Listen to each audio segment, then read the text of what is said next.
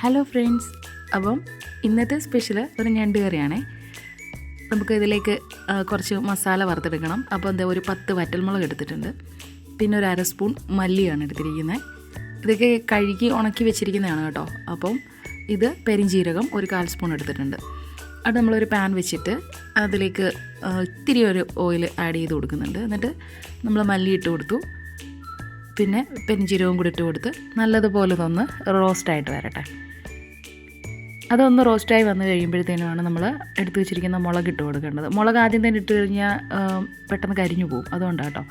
അപ്പോൾ ഇതേ മുളകും കൂടെ നമ്മൾ ഇട്ട് കൊടുക്കുന്നുണ്ട്.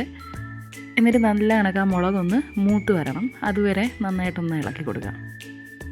നമ്മളിങ്ങനെ മുളകും മല്ലിയും വറുത്തരച്ചിട്ട് നമ്മൾ വെക്കുമ്പോൾ ഒരു പ്രത്യേക ടേസ്റ്റാണ് കേട്ടോ ഞണ്ട് കറിക്ക്. ഇനി ഇതിലേക്ക് അരപ്പിനുള്ള ബാക്കി സാധനങ്ങൾ നോക്കാം. ഒരു കപ്പ് തേങ്ങ എടുത്തിട്ടുണ്ട്, ഒരു 4 കഷ്ണം ചുവന്നുള്ളിയും ഒരു 1/2 സ്പൂൺ മഞ്ഞൾപ്പൊടിയും കൂടി എടുത്തിട്ടുണ്ട്. നമ്മൾ വറുത്ത് വെച്ച സാധനങ്ങളും ഈ തേങ്ങയും കൂടെ ചേർത്തിട്ട് നന്നായിട്ട് അരച്ചെടുത്തിട്ടുണ്ട്. ഇനി ഒരു കപ്പ് സവാള, ഒരു കഷ്ണം ഇഞ്ചിയും 4 പച്ചമുളകും എടുത്തിട്ടുണ്ട്, ഒരു മാങ്ങ നീളത്തിൽ അരിഞ്ഞെടുത്തിട്ടുണ്ട് കേട്ടോ. കറി വെക്കാം. നമ്മൾ അരപ്പൊക്കെ റെഡിയാക്കി കഴിഞ്ഞിട്ടാണ് ഞണ്ട് വെട്ടിയെടുത്തേക്കുന്നത് കേട്ടോ. എന്നിട്ട് നമ്മളിത് അതേ പാൻ തന്നെയാണ് വെച്ചിരിക്കുന്നത്. എന്നിട്ട് ഇത് കുറച്ച് ഓയിൽ ഒഴിച്ച് കൊടുക്കാം. വെളിച്ചെണ്ണയാണ് എടുത്തിരിക്കുന്നത്. ഇനി ഇതിലേക്ക് നമ്മൾ ഇഞ്ചിയും പച്ചമുളകും കൂടി ആഡ് ചെയ്ത് കൊടുക്കാം. അതൊന്ന് മൂത്ത് വന്നപ്പോഴത്തേനും സവാളയും കൂടി ഇട്ട് കൊടുക്കുന്നുണ്ട്. ഇത് നന്നായിട്ടൊന്ന് വാടി വരട്ടെ. ഇത് നന്നായിട്ടൊന്ന് വാടി വരുമ്പോഴത്തേനും ഒരു കുറച്ച് മഞ്ഞൾപ്പൊടിയും കൂടെ ഇട്ട് കൊടുക്കണം. ഇത്തിരി മഞ്ഞൾപ്പൊടിയും കൂടെ ഇട്ട് കൊടുക്കാം. എന്നാലേ അതിനൊരു കളറ് നമ്മൾ വിചാരിക്കുന്ന തരത്തിലൊരു നല്ലൊരു കളറിൽ അത് കിട്ടത്തുള്ളൂ കേട്ടോ. വളരെ ടേസ്റ്റി ആയിട്ടുള്ളൊരു കറിയാണ് കേട്ടോ. ട്രൈ ചെയ്ത് കൊടുക്കണേ എല്ലാവരും. അപ്പോൾ ഇതാ മഞ്ഞൾപ്പൊടിയും കൂടി ഇട്ട് കൊടുത്തിട്ട് നന്നായിട്ടൊന്ന് മൂപ്പിച്ചെടുക്കാം. ഇത് നല്ല ബെസ്റ്റ് കോമ്പിനേഷൻ എന്ന് വെച്ചാൽ ചോറ് തന്നെയാണ് കേട്ടോ. നമ്മൾ ചോറിൻ്റെ കൂടെ കഴിക്കാൻ വേറെ കറികളൊന്നും വേണ്ട, ഇത് ഒഴിച്ചിട്ട് നല്ല ചാറിന് നല്ല ടേസ്റ്റാണ് ഇതിൻ്റെ. അപ്പോൾ ഇതാ ഇത് നന്നായിട്ടൊന്ന് മൂത്ത് വന്നിട്ടുണ്ട്. ഇനി നമ്മൾ ഇതിലേക്ക് ആഡ് ചെയ്യുന്നത് ഒരു കഷ്ണം കുടംപുളി ആഡ് ചെയ്ത് കൊടുക്കുക കേട്ടോ. എന്നിട്ട് നമ്മൾ അരച്ച് വെച്ചിരിക്കുന്ന അരപ്പൊഴിച്ച് കൊടുക്കാം.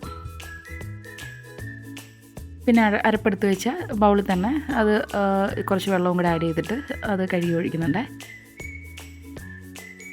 ആവശ്യത്തിനുള്ള ഉപ്പിട്ട് കൊടുക്കുക.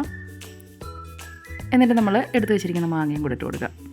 മാങ്ങ നല്ല പുളിയുള്ളതാണെങ്കിൽ കുടംപുളി അവോയ്ഡ് ചെയ്യാം. എന്നിരുന്നാലും പുളിയുടെ ടേസ്റ്റ് ഇഷ്ടമുള്ളവർക്ക് അത് നന്നായിരിക്കും. അരപ്പ് തിളച്ച് വന്നപ്പോഴത്തേനും എടുത്ത് വെച്ച ഞണ്ട് കഷ്ണങ്ങൾ ഇട്ട് കൊടുക്കുകയാണ്. ഞണ്ട് നമ്മൾ എപ്പോഴും ഇങ്ങനെ കറി വെക്കുമ്പോഴത്തേനും ഞണ്ടിനുള്ള സാധനങ്ങളെല്ലാം റെഡിയാക്കി വെച്ച ശേഷം വേണം ഞണ്ട് വെട്ടിയെടുക്കാനായിട്ട്. അങ്ങനെ ചെയ്യുകയാണെങ്കിൽ നല്ല ടേസ്റ്റി ആയിരിക്കും കറി. നമ്മൾ നേരത്തെ ഞണ്ട് വെട്ടി വെച്ച് കഴിഞ്ഞാൽ അതിനകത്ത് വെള്ളം വന്നു പോകും. അപ്പോൾ നമ്മൾ അരപ്പുകളും എല്ലാം റെഡിയാക്കിയ ശേഷം മാത്രമേ നമ്മൾ ഞണ്ട് റെഡിയാക്കി എടുക്കാനുള്ളൂ കേട്ടോ, വൃത്തിയാക്കി. അപ്പോൾ അതാ നന്നായിട്ട് തിളച്ച് വന്നപ്പോഴത്തേനും ഞണ്ട് അടച്ചു വെച്ച് കൊടുക്കുക കേട്ടോ.